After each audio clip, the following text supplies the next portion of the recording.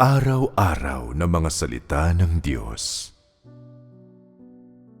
Kapag ang sinim ay natupad sa lupa, kapag ang kaharian ay natupad, hindi na magkakaroon ng digmaan sa lupa.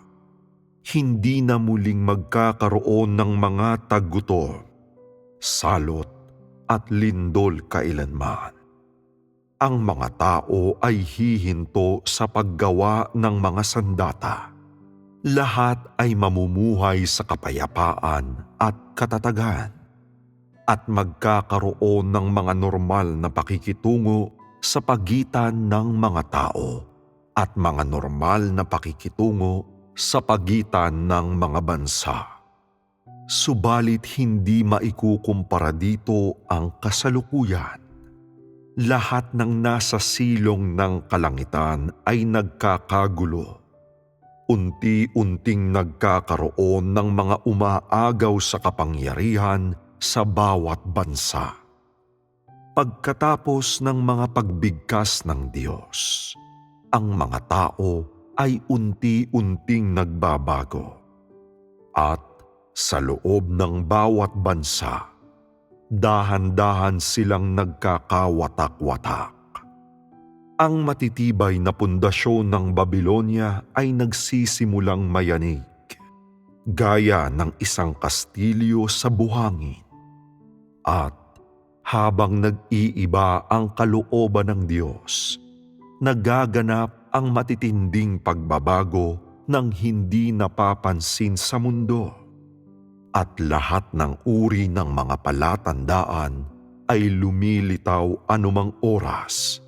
Ipinapakita sa mga tao na dumating na ang huling araw ng mundo. Ito ang plano ng Diyos. Ito ang mga hakbang kung paano siya gumagawa at bawat bansa ay siguradong magkakapira-piraso. Ang dating Sodoma ay pupuksain sa ikalawang pagkakataon. At sa gayon ay sinasabi ng Diyos, bumabagsak ang sanlibutan. Paralisado ang Babilonia. Diyos lamang mismo ang may kakayahang maunawaan ito ng lubusan. Sa kabila ng lahat, may limitasyon ang kamalayan ng mga tao. Halimbawa, maaaring alam ng mga ministro ng mga panloob na usapin na ang kasalukuyang sitwasyon ay hindi matatag at magulo. Ngunit wala silang kakayahang lutasin ang mga iyon. Maaari lamang silang magpatangay sa agos na umaasa sa kanilang puso na darating ang araw na maitataas nila ang kanilang ulo, na darating ang araw na muling sisikat ang araw sa silangan, na nagniningning sa buong lupain at binabaligtad ang miserableng kalagayan ng mga usapin. Gayunman, hindi nila alam na kapag sumikat ang araw sa ikalawang pagkakataon, ang pagsikat nito ay hindi upang ipanumbalik ang dating kaayusan.